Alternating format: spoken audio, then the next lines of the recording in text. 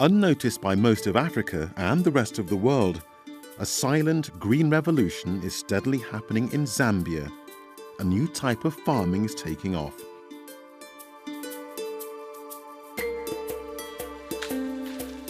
It's called conservation agriculture, and it's bringing benefits to thousands of smallholder farmers.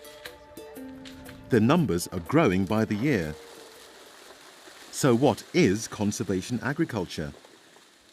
It's based on 3 key principles or pillars, as Dr. Stephen Muliokela explains. The conservation agriculture is based on 3 principles or 3 pillars. A minimum soil disturbance. You do only the tillage system which requires for you to establish an effective plant and maintain an effective crop stand. Secondly, you introduce legumes where you rotate your crop, And thirdly, you must leave some crop residue to be able to provide soil cover so the soil is not left bare.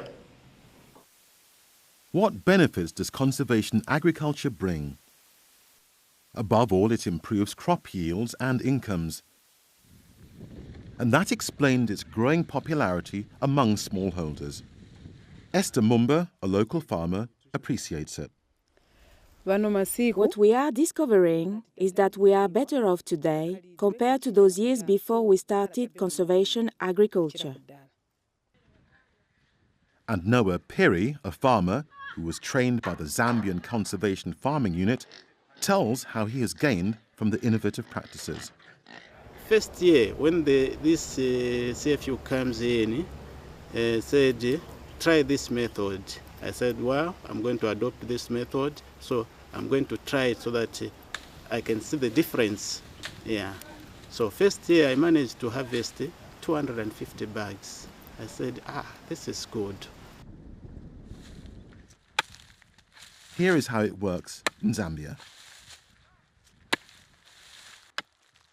To start with, small precision basins are dug after harvest, and these are maintained each year. Alternatively, the land may be ripped using oxen.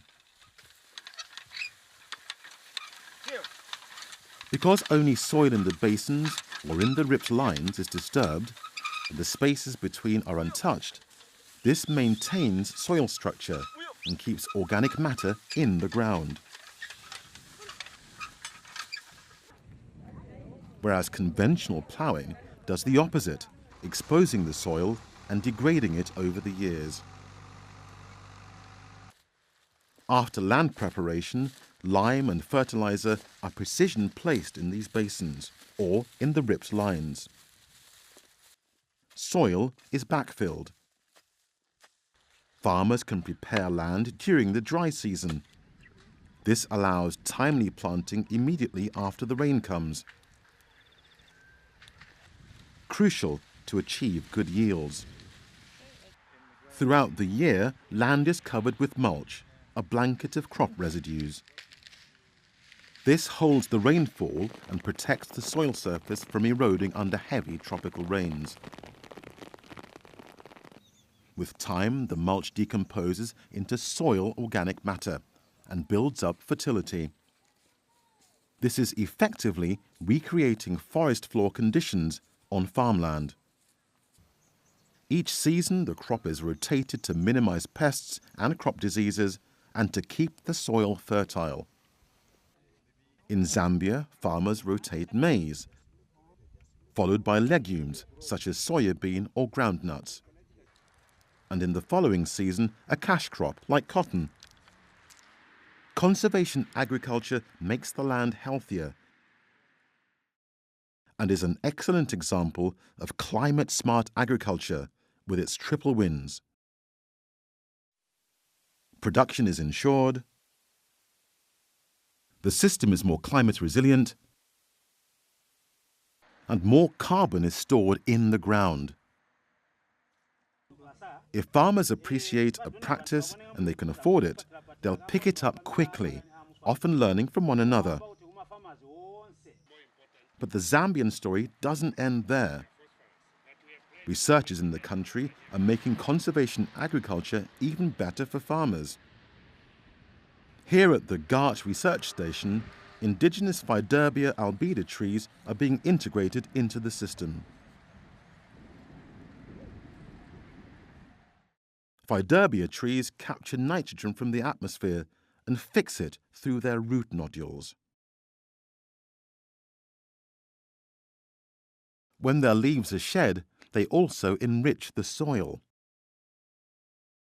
No wonder it's known locally as the fertilizer tree. And uniquely, it's in the growing season when the extraordinary Fiderbia trees drop their leaves, allowing gentle sunlight through to the crops. The trees' deep taproots reach for the water table and don't compete for moisture or nutrients in the topsoil. In the dry season, while most other types of trees shed their leaves, Fiderbia sprouts new foliage and its canopy shades the ground. Scientists can help improve the system further, but farmers make their decisions based on what they've already seen. Farmers like Esther Mumba. After our first trial with conservation agriculture, we could afford to buy 4 cattle, so I realized it was very profitable. We have managed to educate all our children up to grade 12. We eat well at home.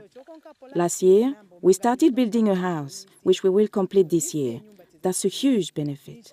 Compared to previously, our lifestyle has greatly improved. Smallholder farmers in Zambia are feeding the nation and at the same time keeping their land healthy and productive.